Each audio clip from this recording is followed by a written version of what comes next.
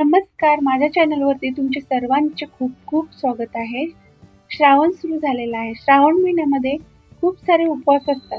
तर दिवसभर उपवास केल्यानंतर उपवास सोडण्यासाठी पदार्थ बनवायचे असतात. आज आपण कांदा लसूण विरहित सात्विक मराठमोळी थाळी बनवणार आहोत. ही थाळी उपवास सोडण्यासाठी किंवा नैवेद्यासाठी बनवू शकताय. सगळे पदार्थ चवीला अप्रतिम लागतात. अगदी झटपट तयार होते. ही रुचकर थाळी आहे.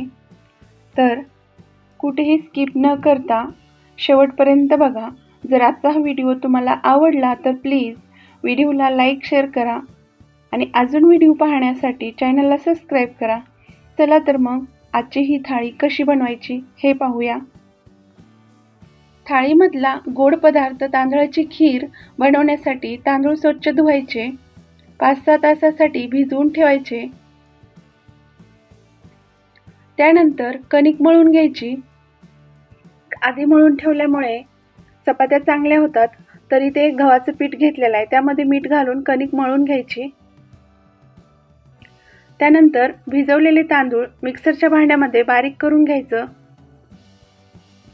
आता इथे झालेलं आहे, एकदम बारीक करून घेतलेलं आहे. अगदी थोडंसं दूध टाकायचे, चांगलं मिक्स करून घ्यायचं.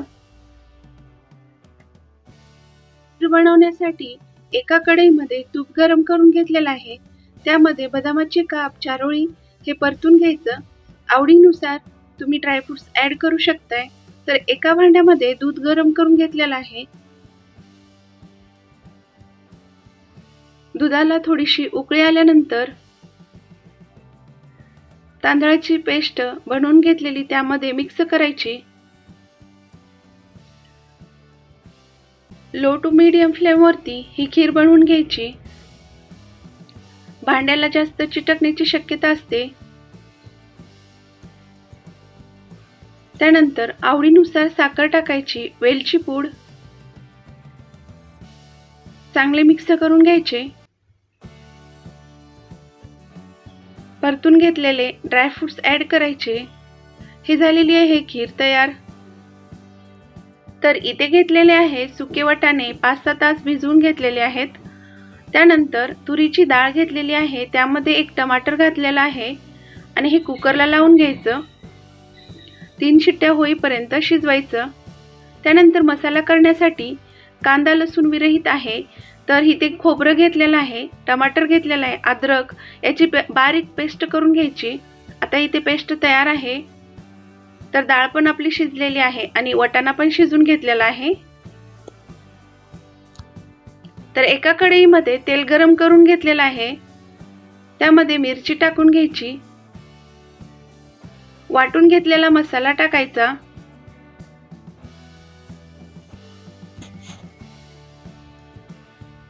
तेल सुटेपर्यंत परतून घ्यायचं.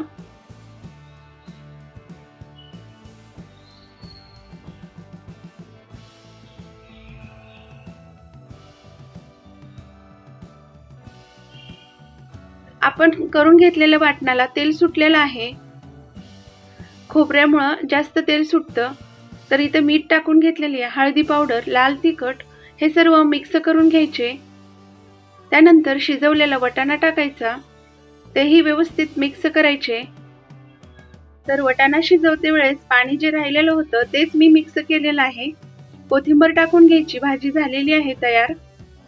तर इथे डाळीला फोडणी देण्यासाठी एका कढईमध्ये तेल गरम करून घेतलेलं आहे. त्यामध्ये मोहरी, हिरव्या मिरचीचे काप परतून घेतल्यानंतर घोटलेली डाळ यामध्ये मिक्स करायची. तर आता हे डाळ पण तयार झालेली आहे. आळूवडी बनवण्यासाठी बेसन घ्यायचं, हळदी पावडर, मीठ, लाल तिखट, कोथिंबीर हे मिक्स करून घ्यायचे आणि घट्ट याचे मिश्रण बनवून घ्यायचं. तर इथे आळूवडी घेतलेली आहे, हलकीशी लाटून घ्यायची. त्याला हे मिश्रण लावून घ्यायचं. गॅसवरती 10 मिनिटासाठी चाळणीवरती ठेवून वाफवून घ्यायचं. त्यानंतर कट करून तळून घ्यायचे. मगाशी आपण कणिक मळून घेतलेली होती, 4 पदरी चपाती करून घ्यायची. जास्त तेलकट खाल्ल्यामुळे ॲसिडिटी पण होते, त्यामुळे ही चपाती करून घेत आहे.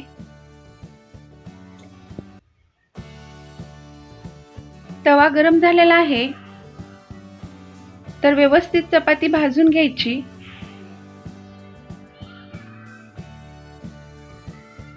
जास्त वेळ भिजल्यामुळे चपात्या पण चांगल्या होतात. तर 4 पदरी चपाती तयार आहे.